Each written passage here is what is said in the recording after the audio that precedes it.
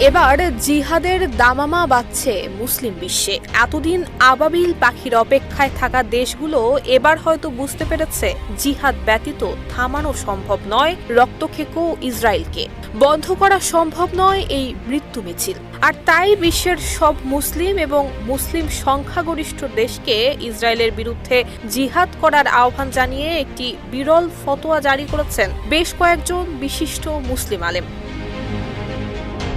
আল্লাহ তাআলা স্বয়ং ইরশাদ করেছেন, তোমরা আল্লাহর পথে সংগ্রাম করো এবং জেনে রাখো আল্লাহ সর্বশ্রোতা এবং সর্বজ্ঞ। তবুও যেন ইসরায়েলের নৃশংসতায় চোখে কালো কাপড় বেঁধেছিল মুসলিম দেশগুলো। বিশ্বের ৫৭টি মুসলিম রাষ্ট্র অসহায় হয়ে পড়েছিল ইসরায়েলের কাছে। ফলাফল, নির্যাতনের মুখে বিলীন হওয়ার পথে ফিলিস্তিনের মুসলিমদের অস্তিত্ব।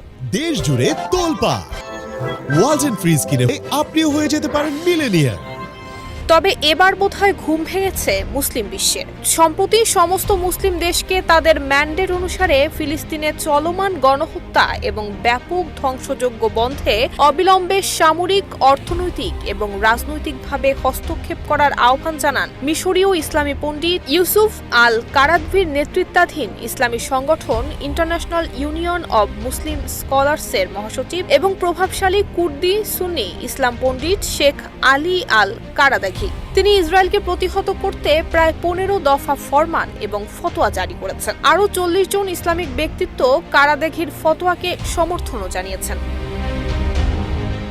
যেসব মুসলিম দেশের সঙ্গে ইসরায়েলের শান্তি চুক্তি রয়েছে সেগুলো পুনর্বিবেচনা কিংবা পর্যালোচনা করার কথা বলেছেন মুসলিম নেতারা। একই সঙ্গে মার্কিন প্রেসিডেন্ট ডোনাল্ড ট্রাম্পকে তার নির্বাচনী প্রতিশ্রুতি অনুযায়ী আগ্রাসন নির্মূল এবং শান্তি প্রতিষ্ঠায় মার্কিন মুসলিমদের চাপ সৃষ্টির আহ্বান জানান তারা। গত জানুয়ারিতে ক্ষমতায় আসার আগে নির্বাচনী প্রচারণা বন্ধের সময় বারবার যুদ্ধ বন্ধ করার প্রতিশ্রুতি এবং অস্থায়ী যুদ্ধবিরতি ঘোষণার কথা বললেও ফিলিস্তিনের বিরুদ্ধে ফের যুদ্ধ শুরু করতে ইসরায়েলকে ইন্ধন দিয়েছেন মার্কিন প্রেসিডেন্ট ডোনাল্ড ট্রাম্প।